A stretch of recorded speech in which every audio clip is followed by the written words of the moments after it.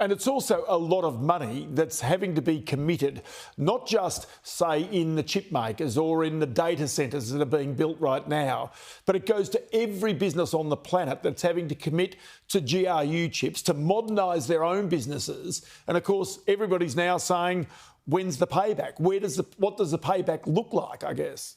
Yeah, I mean, people are looking for that killer application like email was to the internet, and they're sort of saying, well, I don't know what it is that I'm going to be using, AI for. But actually, if they sort of really think about it, they're using AI every day. I mean, it's a spell correct on your typing, and it's the, I went in, I had a consultation with my doctor the other day, and she ran the AI over the top of it. She asked me, and as I left, she had all the scripts just banged to my phone instantaneously, and the referral letter to the specialist all done.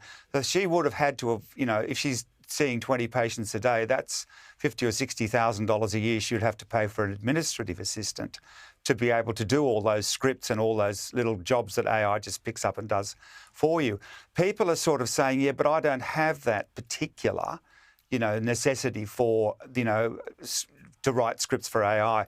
But AI is different for everybody. It's like a Swiss Army knife with a billion attachments. You might only use one, but you can't buy just that one attachment for the Swiss Army knife. Everybody's got a single reason for wanting to use AI. All those reasons are different, but you can't just say, oh, I only want this bit of it or that bit of it. It all comes out of one central idea, which is this, language model that predicts what's going to happen next. You can't strip out this bit from that bit from that bit. It's sold as a package. I was really fascinated listening to Jensen Huang, but also listening to his analysts' call this week. I thought it was really instructive in where the future goes. He, better than anybody else, justifies the trillions of dollars that will be invested into this to really make these chips faster, to make them more interpretive into the future, to basically do more of these basic jobs that you're talking about. And the payback doesn't necessarily come to this company or that company, it might, but it really comes to a whole economic view of the world, I guess. Yes, that's 100% right.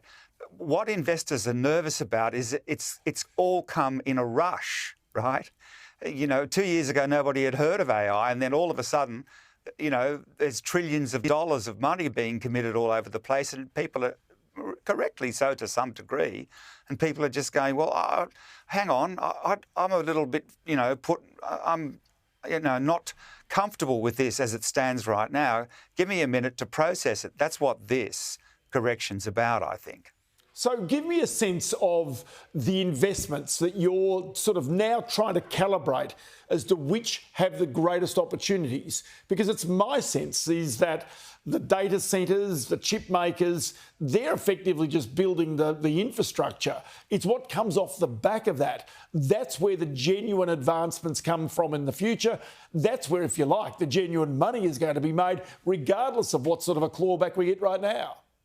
Yeah, I mean, and for those, specifically around that question, right, the obvious and the sensible way to play it, and it's one of the ways that we play it very, carefully and on an ongoing basis. We own Microsoft, we own Google, and we own Amazon, and we own those companies for their position as hyperscalers serving businesses and consumers, and people don't even necessarily know that they're using the cloud when they're watching Netflix. Why would they? But they're using those businesses to serve AI. And so the point about it is those are the businesses that wholesale will be buyers of AI. And that's one of the ways that we are playing it through the Microsofts, the Googles and the Amazons, because they're the principal, as it were, servers of the AI services. So you are an active funds manager. You try and pick these opportunities, see where they might last, see where there might be some value for the longer term. but a lot of people play it differently. They simply go and buy the exchange-traded funds for the NASDAQ composite or whatever it might be. So if there is a flyer that is unexpected, they pick up a little taste of that. The problem is when markets reverse as they are now, they also pick up the downside. Well, that is correct, but we're an ETF, we're an exchange-traded fund ourselves. So this, correction has resulted in a, 5-6% reduction in the value of our shares. We're not bleeding out here, far from it. It's just, we're a diversified fund as well and we're trading as an ETF. And our unit price on the ASX, on the stock exchange, has come back, as it were, in the last 3 weeks from, 580 to 540. I mean, it's not great, but it's hardly calamitous. And so the reality is, are you still finding people wanting to put capital in? That's the key to these things, isn't it? Because, of course, if there's capital coming through the door, you've got to expend that capital. You've got to find these opportunities. People have been hanging back on the sideline for months, waiting for a moment when they think it's going to pull back. I know we've got daily inflow coming from investors that are saying, oh, here's my moment. It's come back 5, 6, 7%. Now I have a chance to get in. We see those flows on a daily basis, and we're not surprised by it. And as you say, those inflows we must deploy into the companies that we talked about. The thing that also got me about Jensen Huang, and it gets me when you hear Elon Musk speak or some of the other chief executives of the big tech companies, the far-sightedness with which these executives are thinking right now. They're playing a game that is almost many decades into the future for where they think their technology will change the face of the earth. I think that's one of the things that really gets me listening to Jensen Huang this week. That's 100% right.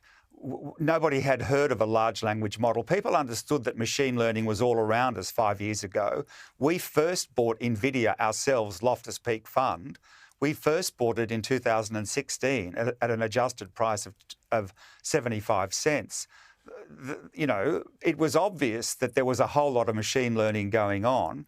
The large language model that was developed over the course of 2020, 21, 22, we were watching where that was going. And it was quite, what it is, the large language model is it's a probabilistic thing that based on everything that's happened before, what they call the training, predicts, as it were, the next word that will happen.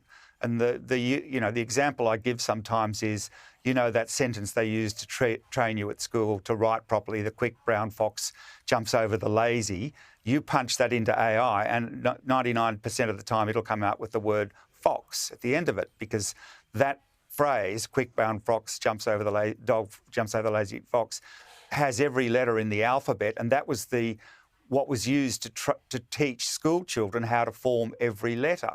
So all that the AI is something that predictively says, these are the things that happened before. The most likely word that happens now is the word fox, based on everything that I have learned from my training. It's simple in a way, but the maths is stupendously complex. But the underlying principle is not difficult. I'll tell you what, it's always fabulous to talk to you about these things. Alex Pollak, the Chief Executive of Loftus Peak, many thanks for your time today. Thanks, Ross. It's been a pleasure.